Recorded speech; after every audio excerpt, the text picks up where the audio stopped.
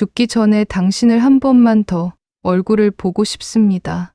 70을 넘긴 이 나이에 이런 말을 하다니요.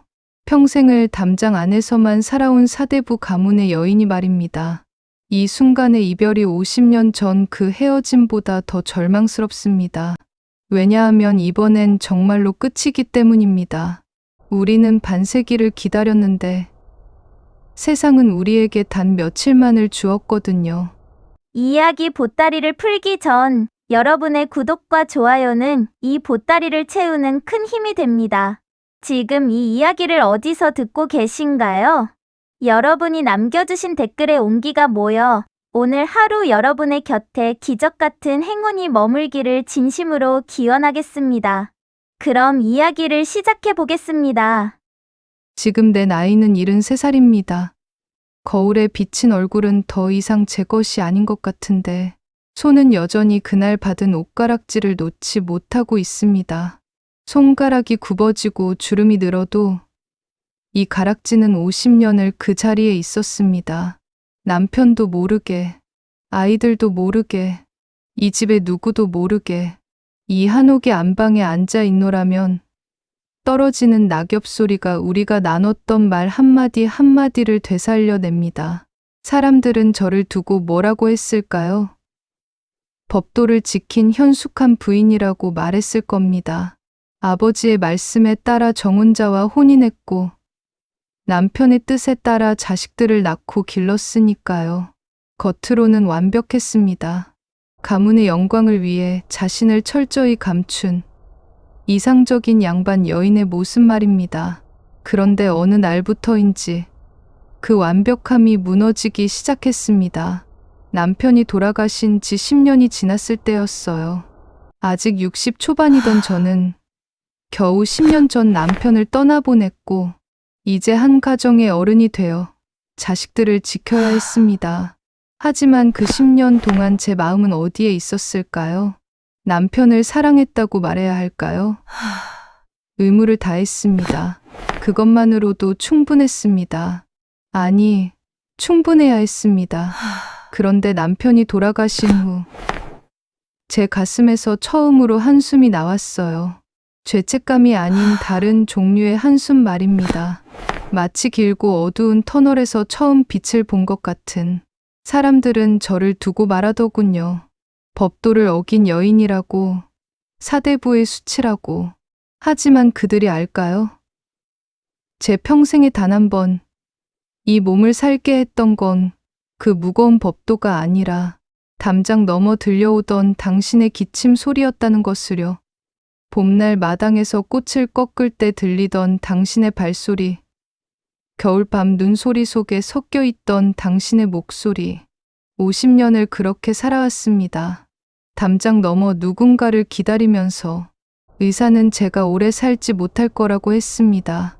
심장이 약해졌다고, 폐에 물이 찼다고, 약으로는 더 이상 어쩔 수 없다고. 그래서 저는 처음으로 선택했습니다. 법도 대신에, 현숙함 대신에, 의무 대신에 남은 시간을 진실로 채워야겠다고 생각했습니다.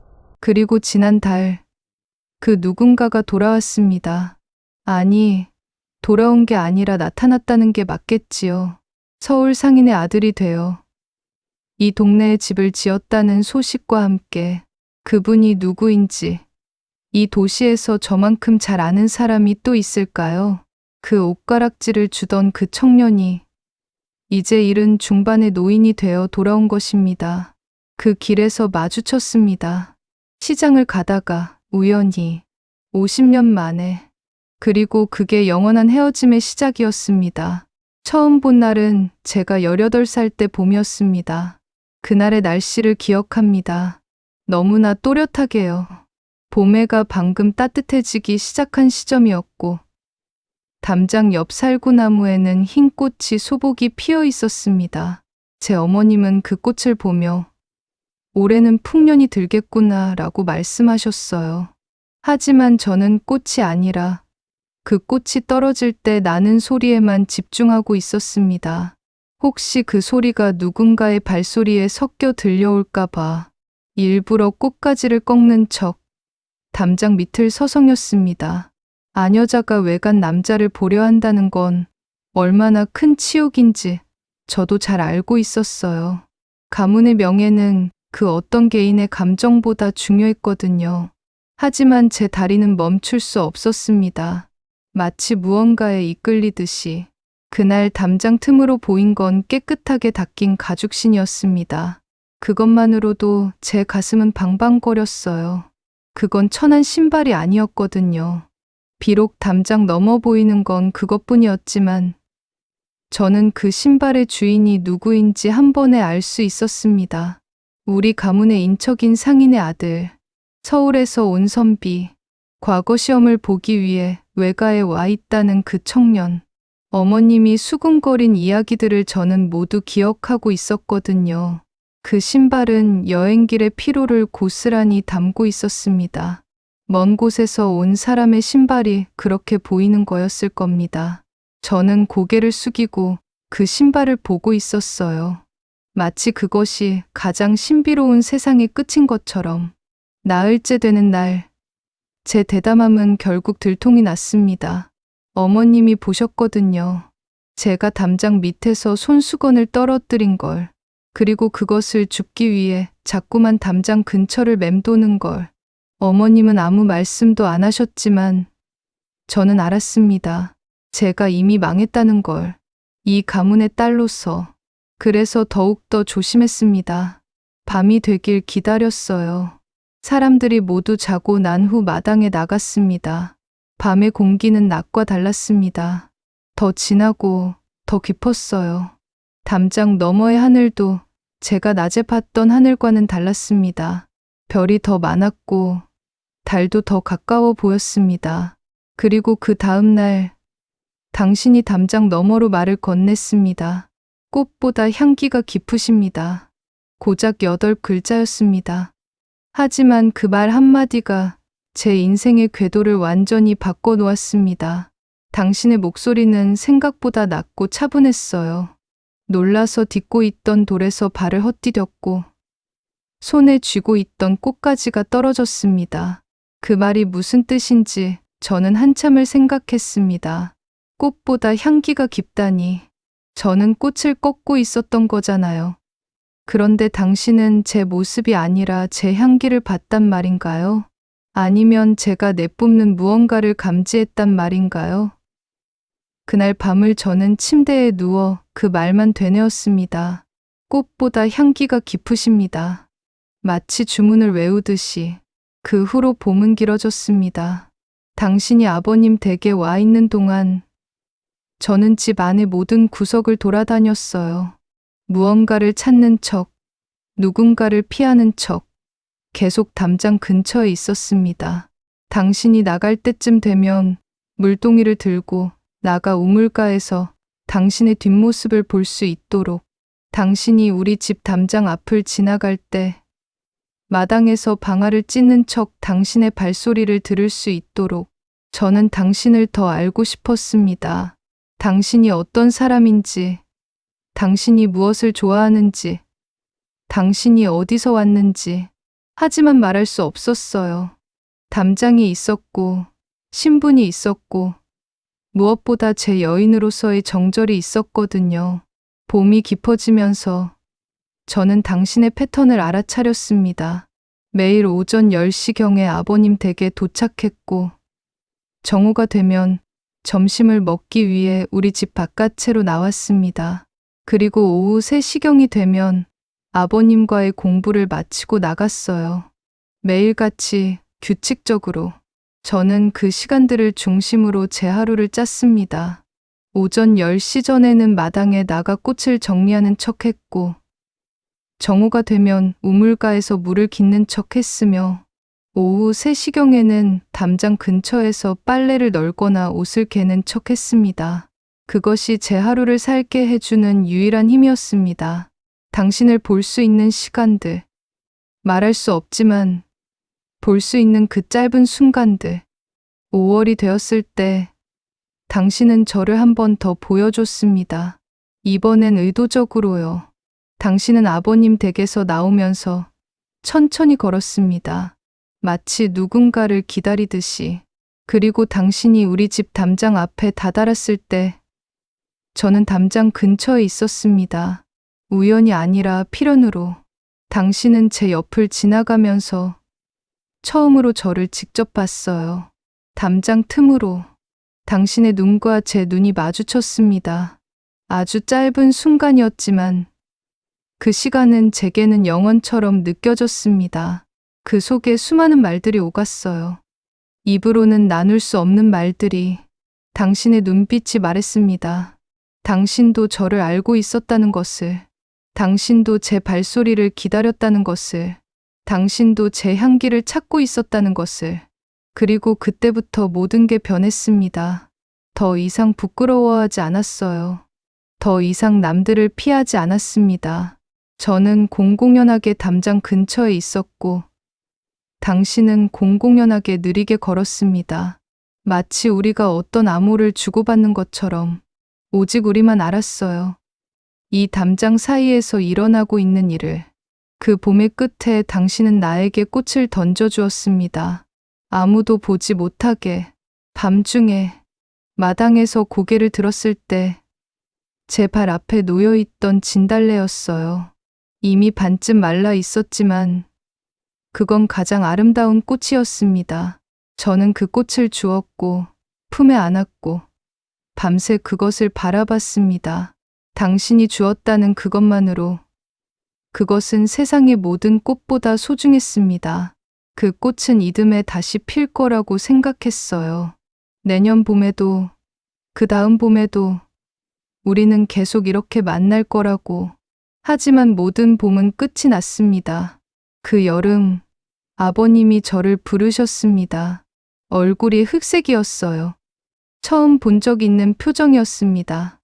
마치 무언가 매우 어려운 결정을 내려야 하지만 그 결정이 피할 수 없다는 것을 아는 사람의 표정 말입니다. 제 가슴은 이미 무언가를 느끼고 있었어요. 마치 절벽 아래로 떨어지는 것처럼. 내가 정했던 그 분과 혼인하기로 했다. 가을에 들어올 것이다. 그 말을 들었을 때 제 귀는 들었지만 제 마음은 들을 수 없었습니다. 당신을 만난 지 석 달도 채 안 된 시점이었어요. 석 달이면 뭔가를 느낄 시간이지만 동시에 아무것도 확실하지 않은 시간이기도 합니다. 하지만 저는 알았습니다. 이게 내 전부라는 것을. 당신과 담장 너머로 나눈 말들이, 당신을 기다리며 마당에서 보낸 시간들이 나머지 인생의 전부가 될 것이라는 걸. 저는 아무 말도 하지 않았습니다. 딸로서 할 수 있는 게 그것뿐이었거든요. 어머님은 혼수를 준비하라고 하셨고 저는 준비했습니다. 실크와 면포로 된 옷들, 금 장식들, 패백을 위한 모든 것들. 손을 놀리는 것만으로도 마음이 계속 당신을 따라가는 걸 느껴야 했습니다. 그 여름의 밤들은 지옥이었습니다. 제 손으로 혼수를 만들면서 제 마음은 담장 너머에 있었거든요. 당신은 이미 알고 있을 겁니다. 저를 기다리던 마당에서 제가 더 이상 나오지 않는다는 걸. 아무도 모르게 밤마다 울었어요. 어머님이 주신 고급 비단을 눈물로 적시면서. 이상한 건 제가 남편이 될 사람을 원망하지 않았다는 겁니다. 그건 착한 사람이었고 좋은 가문의 아들이었거든요. 제가 원망한 건 세상이었습니다. 이 법도였습니다. 이 신분이었습니다. 당신과 저를 갈라놓은 이 모든 것들 말입니다. 제가 할 수 있는 저항은 아주 작은 것뿐이었습니다. 당신을 한 번 더 보기 위해, 마지막으로 당신의 얼굴을 보기 위해. 제 마음이 하나 더 하나 부서지면서도 저는 매일 밤 담장에 나갔습니다. 당신이 올까봐, 당신이 있을까봐. 그리고 마지막 날 밤이 왔습니다. 당신이 장원급제 합격장을 들고 왔던 그날 아침. 우리는 몰래 만났습니다. 아니, 만났다기보다는 눈을 마주쳤습니다. 담장을 사이에 두고 당신의 얼굴이 완전히 새로워져 있었어요. 수염이 나 있었고 눈가에 주름이 잡혀 있었고 그 몇 달 동안 뭔가 굳어진 표정을 하고 있었습니다. 당신도 알았나 봅니다. 이게 마지막이라는 걸. 제 눈과 당신의 눈이 만났을 때 말이 필요 없었습니다. 모든 게 눈을 통해 전달됐거든요. 당신의 절망이, 당신의 사랑이, 당신의 포기가, 그리고 아마 제 것도요. 밤이 되었을 때 당신은 담장 너머로 작은 옷가락지 하나를 던져주었습니다. 제 발 앞에 떨어진 그것을 보는 순간 저는 세상의 모든 무게를 느꼈습니다. 그것이 하나의 약속이었거든요. 영원한 헤어짐의 약속이면서도 동시에 영원한 사랑의 약속이었습니다. 살아 계셔 주십시오. 그것만으로도 제 삶은 충분합니다. 떨리는 목소리였어요. 제가 들었던 당신의 목소리 중 가장 약한 목소리였습니다. 가장 진심이었던 목소리였습니다. 목이 메어 나오는 목소리였습니다. 저는 그 말을 받고 울었습니다. 밤새 울었어요. 하지만 새벽이 되자 제 역할로 돌아가야 했습니다.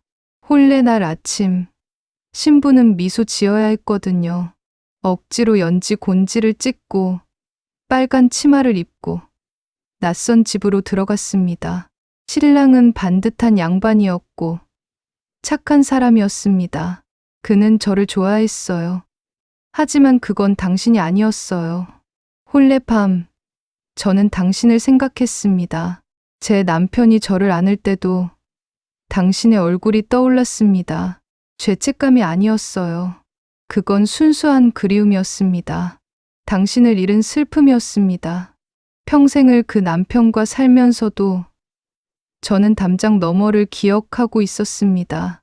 아이들을 낳고 기르면서도 가문의 대소사를 챙기면서도 매해 봄이 올 때마다 당신을 찾는 마음은 사라지지 않았습니다. 당신이 서울에 있다는 걸 알았을 때도, 당신이 재상이 됐다는 걸 들었을 때도 저는 담장 안에 있었습니다. 당신을 지키기 위해, 나 자신을 지키기 위해, 때론 제 아이들을 안을 때도 아무 이유 없이 눈물이 나왔습니다. 하지만 제가 한 일은 제 의무였고 제 선택이었습니다. 밤이 깊어질수록 저는 자문했습니다. 혹시 다른 길은 없었을까? 혹시 우리가 만날 다른 방법은 없었을까? 시간은 무섭게 흘렀습니다. 제 남편은 노인이 되었고 결국 저를 먼저 떠났습니다. 그제야 저는 처음으로 자유로워졌어요. 하지만 그 자유는 너무 늦었습니다. 이미 50년이 흘렀거든요. 50년이 흘렀습니다. 얼마나 긴 시간일까요? 세상에는 부의 왕래가 있고 정권의 교체가 있고 가문의 흥망성쇠가 있습니다. 하지만 제 마음은 거기에 머물러 있었어요. 50년 전 그 봄날에 제가 받은 옷가락지는 더욱 투명해졌습니다. 손가락에서 놓지 않으니까요. 50년을 한 손가락에만 끼워진 그것은 이제 제 살의 일부가 되었어요. 만지면 따뜻하고 볼 때마다 그날이 생생합니다. 당신이 재상이 되었다는 소식도 들었습니다. 바람결에 손님의 입에서 당신이 중앙에서 큰 역할을 했다는 걸, 당신의 이름이 신문에 나왔다는 걸 저는 조용히 기뻐했어요. 그 나처럼 보이지 않게, 그 누구도 모르게, 가끔은 무섭기도 했습니다. 당신이 너무 멀어져 버린 건 아닐까? 당신이 진짜 그 옷가락지를 기억하기라도 할까?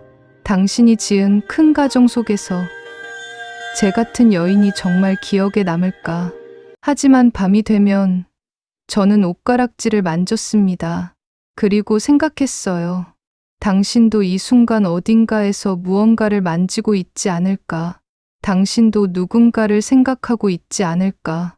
우리가 담장 너머로 주고받은 그 무언가를 말입니다. 시간은 그렇게 흘렀습니다.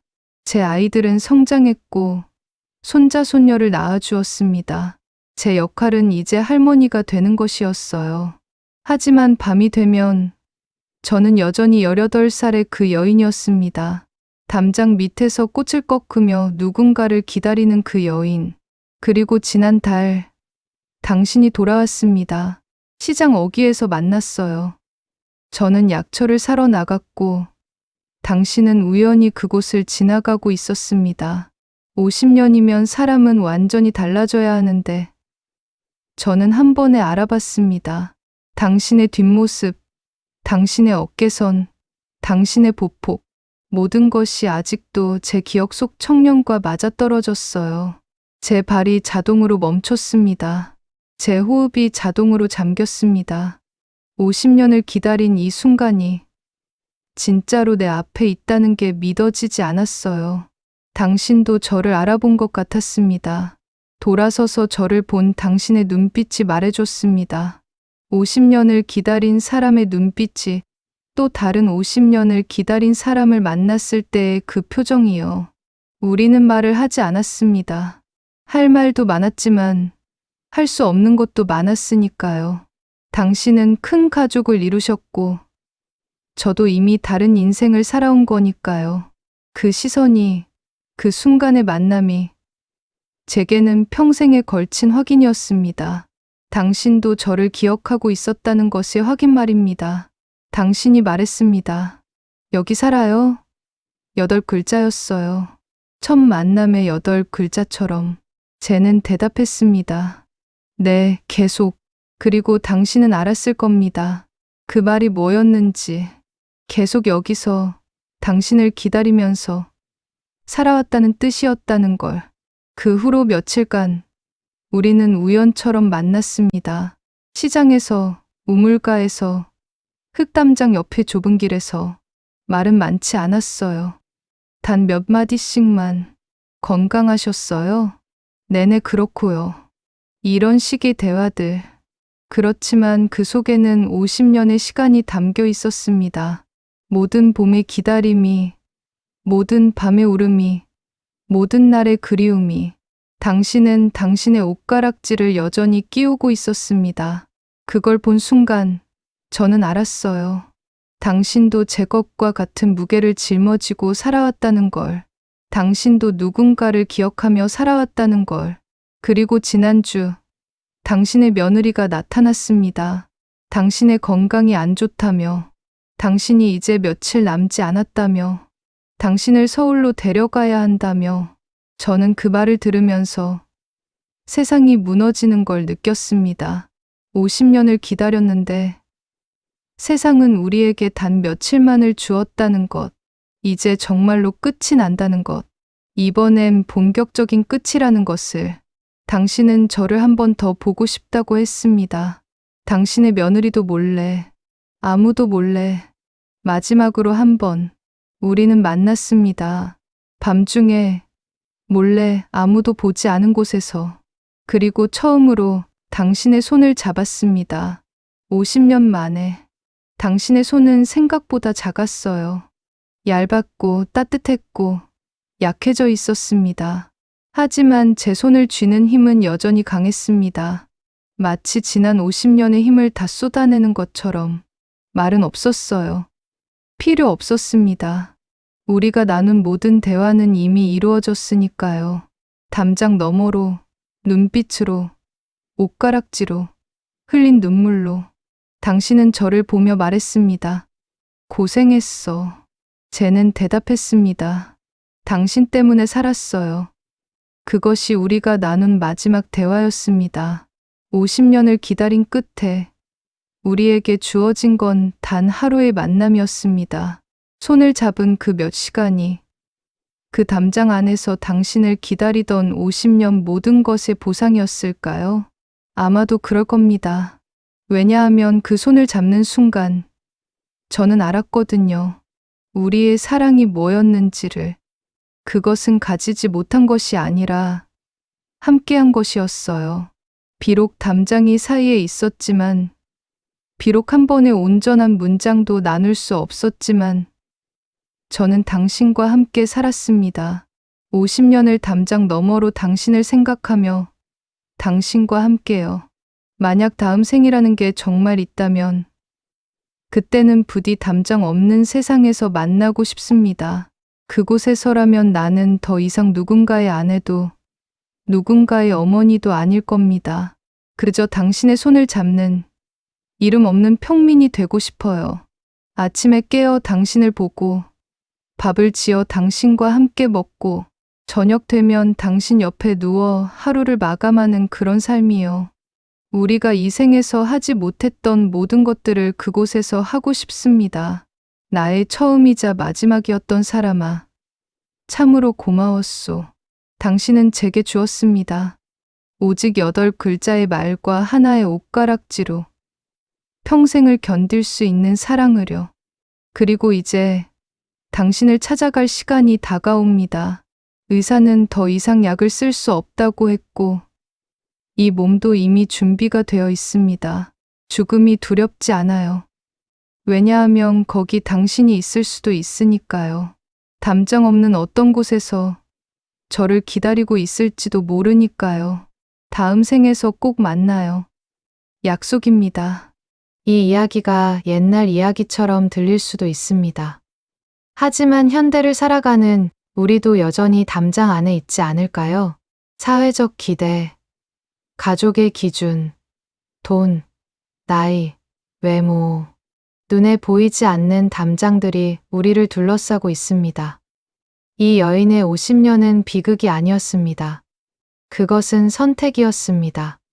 담장 너머로 주고받은 8글자의 말, 하나의 꽃, 하나의 옷가락지, 그것들은 그들의 사랑의 전부였어요. 담장이 우리의 삶을 가두는 게 아니라 우리의 가치를 지켜주는 벽이 될 수도 있다는 걸 이 여인의 이야기가 말해줍니다. 가지지 못했던 것들, 말하지 못했던 것들, 하지만 그 못함이 모두를 지켜냈습니다. 우리가 현실에서 이루지 못하는 많은 것들이 있을 겁니다. 하지만 그 속에서 우리가 지켜내는 무언가가 있습니다. 그것이 바로 우리가 누구인지를 말해주는 것입니다. 오늘 준비한 이야기 보따리는 여기까지입니다. 사연이 마음을 잠시나마 데워드렸다면 구독과 알림 설정 부탁드립니다. 하루가 평온하기를 바라며 저는 더 흥미로운 다음 보따리를 들고 찾아오겠습니다. 다른 이야기도 궁금하다면 화면에 보이는 사진을 꾹 눌러주세요. 또 만나요.